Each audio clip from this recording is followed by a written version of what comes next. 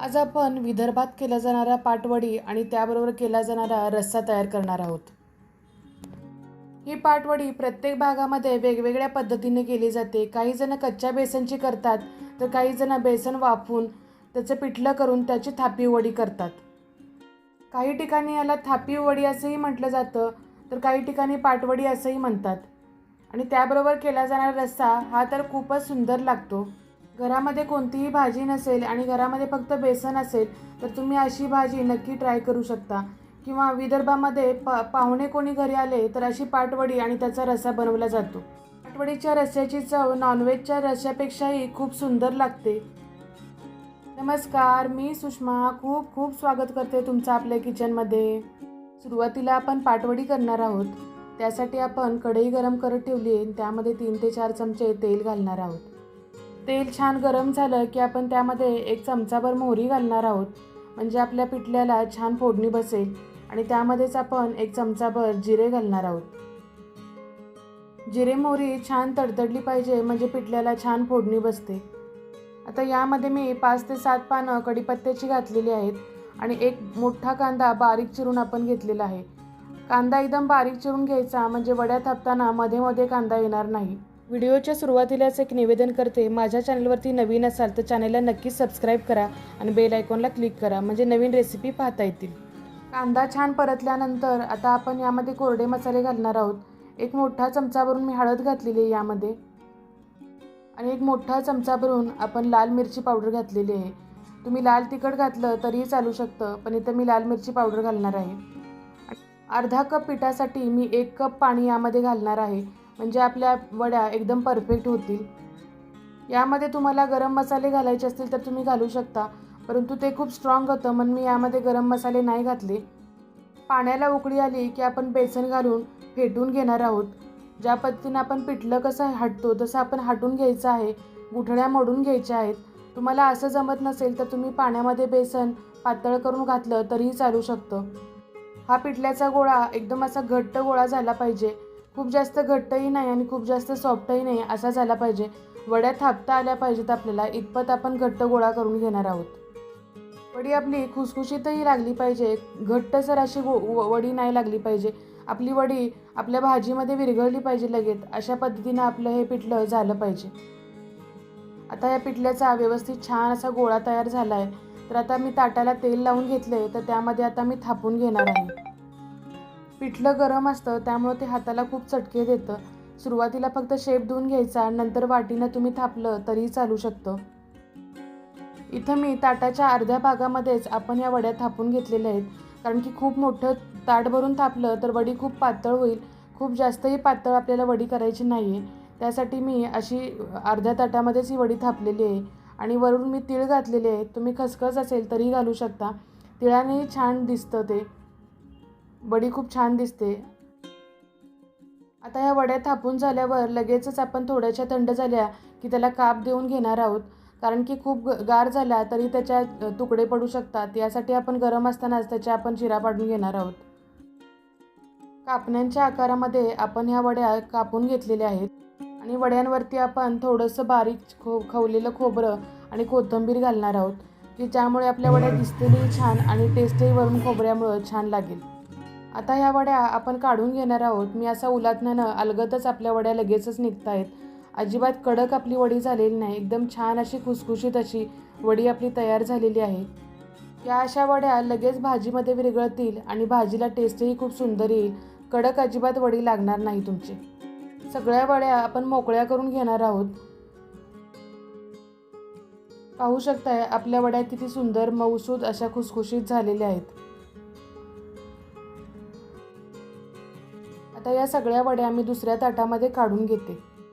आता आपण पाटवडीचा जो रस्सा असतो त्यासाठी लागणारा आपण मसाला करणार आहोत। सुरुवातीला त्यासाठी मी तवा गरम करत ठेवलेला आहे आणि त्यामध्ये आपण कांदा आणि खोबरं छान परतून घेणार आहोत।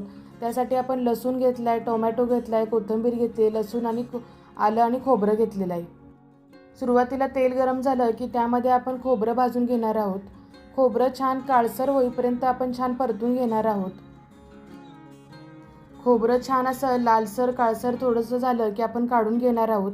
आता त्याच कढईमध्ये आपण मोठे उभे चिरलेले 2 कांदे घातलेत आणि तेही छान परतून घेणार आहोत. अगदी काळा होईपर्यंत कांदा आपण छान भाजून घ्यायचा आहे, म्हणजे आपली रस्सा एकदम छान दाटसर होऊन जाईल. आता आपण मिक्सरच्या भांड्यामध्ये सुरुवातीला 10 ते 15 लसूण पाकळ्या घेतले, 2 ते 3 हिरवी मिरची घातलेली आहे, आलं अर्धा इंच घातले, कोथिंबीर घातलेली आहे आणि 2 टोमॅटो घातलेले आहेत बारके. मध्ये कोथिंबीरचे देठ घालायचे, म्हणजे आपल्या रश्श्याला छान टेस्ट येते. यामध्येच आपण भाजलेला कांदा आणि खोबरं घालून छान पेस्ट करणार आहोत. मसाला जेवढा फाईन पेस्ट असेल तेवढी तुमची रश्श्याची ग्रेव्ही दाट होणार आहे. आता आपण पाटवड्याच्या रश्श्याला फोडणी घालूया. त्यासाठी कढईमध्ये मोठे 3 ते 4 चमचे तेल घातलेलं आहे. त्यामध्ये अर्धा चमचा जिरं घातले आणि 4 ते 5 पानं कढीपत्त्याची घातलेली आहेत. आणि यामध्येच आपण जो मसाला तयार केला होता, वाटून घेतला होता, तो मसाला आता आपण यामध्ये घालणार आहोत. मसाला एकदम हळूवार घालायचा. कडक तेल आहे, अंगावर उडण्याचे खूप चान्सेस असतात. तेल आपण थोडं जास्त घालले, कारण की रश्श्याला आपल्या तरी आली पाहिजे. मसाला एकदम छान तेल सुटेपर्यंत आपण भाजून घेणार आहोत. घरामध्ये एकदम छान असा सुगंध सुटलेला आहे. मसाल्याला छान आपलं तेल सुटले तर आता आपण कोरडे मसाले घालूया यामध्ये. अगदी अर्धा चमचा आपण हळद घातलेली आहे. 2 चमचे मी लाल तिखट घातले, छोटे 2 चमचे. आणि यामध्येच मी आमचा कोल्हापुरी मसाला आहे तो 2 चमचे मी घालणार आहे. त्यामुळे मी लाल तिखट कमी घातले, फक्त कलरसाठी म्हणून आपण लाल तिखट घातलेलं आहे. पाणी घालून आपण हा मसाला छान परतून घेणार आहोत. मसाला करपू नये म्हणून आपण त्यामध्ये पाणी घालणार आहोत. आता यामध्ये 1 चमचाभर मी धना जिरा पावडर घातलेली आहे आणि 1 चमचाभर चिकन मसाला घातलेला आहे. सुहानाचा आम्ही चिकन मसाला वापरलेला आहे, तुम्ही घरात असला तरीच तो घालू शकता. आता हा मसाला छान तेल सुटेपर्यंत आपण परतून घेणार आहोत. आणि यामध्ये चवीनुसार 1 चमचाभर मी मीठ घातलेलं आहे. आपल्या वडीमध्येही मीठ आहे, हे लक्षात घ्यायचं आहे. इथं आपण भाजीला लागेल एवढंच मीठ घातलेलं आहे. आता आपण यामध्ये पाणी घालणार आहोत. इथं मी गरम पाणी घातलेलं आहे. गरम पाणी घातल्यामुळं भाजीला लवकर शिजते पण आणि भाजीची टेस्टही सुंदर येते. इथं मी 1.5 ते 2 ग्लास पाणी घालणार आहे. तुम्हाला जेवढं पाहिजे तेवढं तुम्ही घालू शकता, परंतु पाटवडीचा रस्सा असतो हा थोडासा पातळच असतो. आपण त्यामध्ये वड्या सोडणार आहोत आणि त्यामध्ये त्या वड्या कुस्करल्या जातात, त्यामुळे तो आपोआप आपला रस्सा घट्ट होत जातो. यासाठी आपण करताना रस्सा थोडा पातळच बनवायचा असतो. कमी गॅसवरती आपल्या रश्श्याला आपण छान उकळी येऊन देणार आहोत. छान उकळी आली की आपला रस्सा थोडासा दाट व्हायला सुरुवात होते आणि थोडं 15 ते 20 मिनटं आपण असा शिजवून घेणार आहोत हा रस्सा. व्यवस्थित रस्सा शिजल्यानंतर आपण वरून गार्निशिंगसाठी कोथिंबीर घालणार आहोत.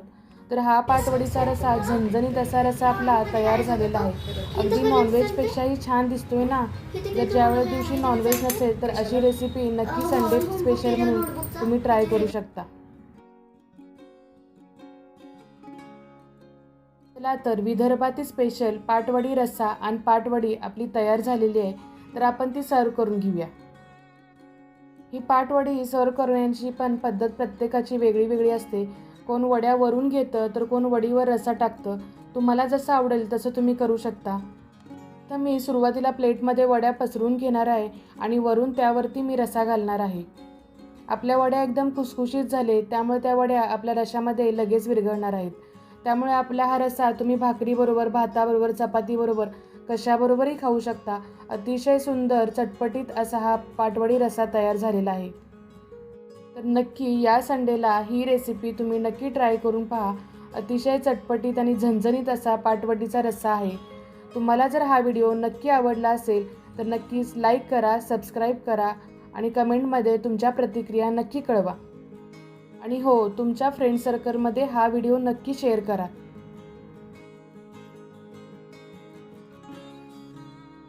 परत भेटू अशाच एका नवीन झणझणीत रेसिपीज